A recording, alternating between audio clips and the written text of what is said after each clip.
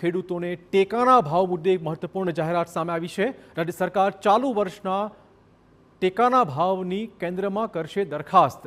ઘઉં, ચણા, શેરડી, રાયડો અને સરસવના ભાવ વિશે દરખાસ્ત મૂકવામાં આવશે। ગત વર્ષ કરતાં 8% વધારા સાથે નવા ભાવોની દરખાસ્ત મૂકવામાં આવશે।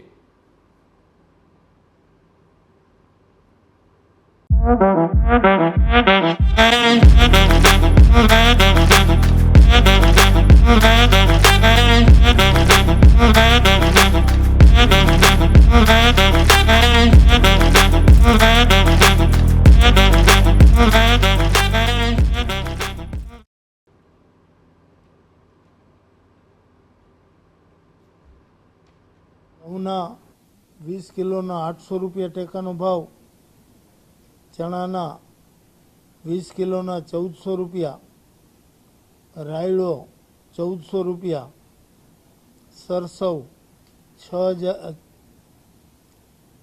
શેરડી 1 ટનના 600 રૂપિયા અને ક્વિન્ટલના 6000 રૂપિયા।